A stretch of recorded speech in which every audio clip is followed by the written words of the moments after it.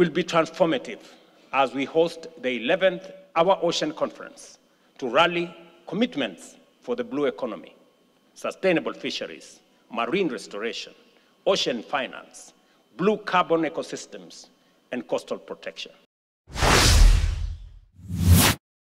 Kenya is honored to serve as a convening ground for global environmental governance.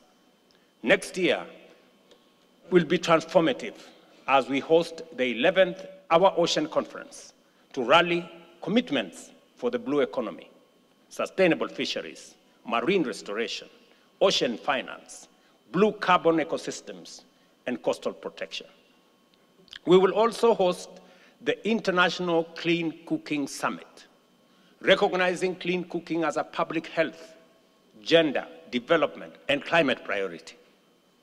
Kenya is further strengthening its engagement in the Congo Basin Initiative, partnering with Central African countries to safeguard one of the world's most important carbon and biodiversity reservoirs. One of the most visible symptoms of the triple crisis is plastic pollution. Plastics now contaminate our soils, our rivers, our oceans, the food we eat, and even our bodies. This threat demands an ambitious and effective international treaty.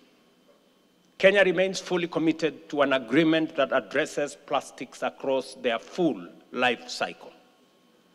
We commend the International Negotiating Committee for the progress made under extreme complex circumstances. To support the next phase of negotiations, Kenya stands ready to host a resumed session of the INC here at UNEP headquarters, the birthplace of this global effort. Ladies and gentlemen, strengthening UNEP and UNEA is essential to addressing the planetary crisis. As host country, Kenya is steadfast in supporting the consolidation of UNEP's headquarters functions in Nairobi, which is consistent with the Rio +20, the future we want outcome. A stronger UNEP, working closely with the broader UN system, will deliver more coherent, cost-effective, and inclusive global environmental governance. Member states must match their high-level presence here with financial and political support for UNEP and for implementation in every country, in every part of the world. Environmental commitments must be backed by finance, technology, and capacity, especially for countries that are asked to safeguard global public goods while struggling with poverty and limited fiscal space. Excellencies, environmental action and economic transformation must move together. We can decouple growth from emissions and pollution, creating new jobs, industries, and markets. But this transformation must be fair, accessible, and also affordable. It cannot succeed if countries of the global south are asked to protect the planet while their people sink deeper into hardship. Nairobi has always been a city of dialogue, a place where difficult truths are spoken, where consensus is forged, and where compromise is achieved without surrendering ambition. Let this UNEA 7 send 3 clear messages: that multilateralism works when nations show up, negotiate honestly, and act decisively; that Africa will not only bear the brunt of climate impacts, but will also lead in providing solutions; and that we are committed to aligning our economies with planetary boundaries that ensure that jobs, dignity, and prosperity for our people go hand in hand with a stable climate, thriving biodiversity, and a pollution-free future. I urge this assembly to rise to the occasion and take decisions that can be felt in people's lives and seen in our natural world.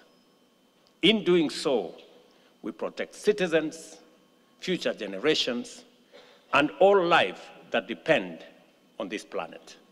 Our task here in Nairobi is to translate these signals into concrete, actionable outcomes that address the triple planetary crisis of climate change, biodiversity loss, and pollution. For Africa, climate change is not an abstract debate. It is a daily experience. Just days ago, Kenya was compelled to declare a national drought emergency in 20 counties, leaving our citizens at risk of severe hunger and water scarcity, and as delayed rains and climate stress devastate crops and livestock. Across our continent, from failed harvests to destructive floods, from intensifying storms to conflict worsened by resource scarcity, Africans are paying the price for a crisis they did not create. These extremes are becoming the new global normal. A few weeks ago, Hurricane Melissa struck Jamaica with unprecedented force, causing economic damage that is equal to the country's entire annual GDP. When I spoke to Prime Minister Holness when this hurricane struck, it was clear from his tone that that hurricane was devastating. In Southeast Asia, a single station in Vietnam recorded more than 1.7 meters of rainfall in just 24 hours. A rare cluster of cyclones triggered deadly floods and landslides in Indonesia, Sri Lanka, Thailand, killing thousands and displacing millions. Annual property losses from natural disasters have now been estimated at US dollars 150 billion. For Africa, these numbers add to the existing burdens of debt, infrastructure deficits, and limited fiscal space. Behind each statistic is a farmer, a small business, a community uprooted. They are the human face of a crisis accelerating faster than our institutions can keep pace. The global economy is undergoing profound transformation. Artificial intelligence, digital technologies, and electrification are reshaping how we produce, work, and trade. If this transformation is not aligned with environmental protection, equity, and human dignity, we risk building a new high-tech economy on the old foundation of extraction, exclusion, and pollution. UNEA must therefore define the environmental guardrails for this new era of economic transformation.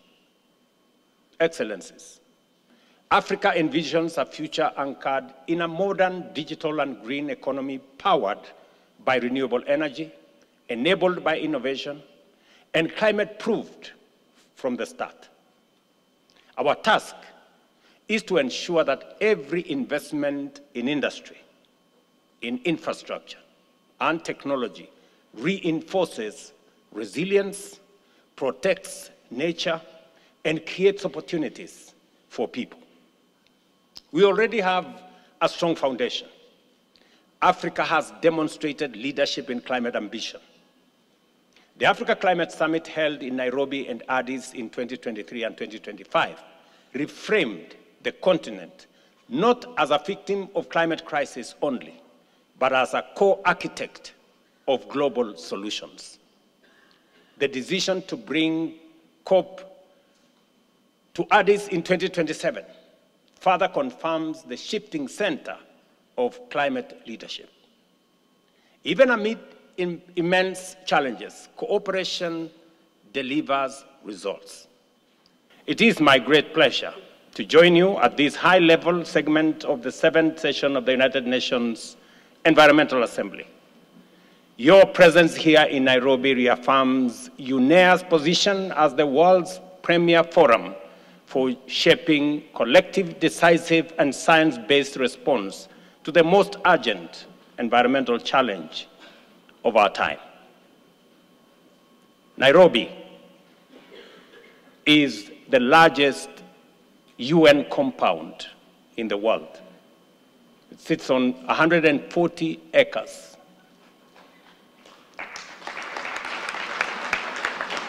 And you will have a taste of environment around this compound. We convene, ladies and gentlemen, only days after the conclusion of COP30 in Belém, Brazil. It was a demanding negotiation, and expectations were not fully met. But a tense global climate, parties managed to keep multilateralism alive and send an unmistakable signal that the green transition is irreversible.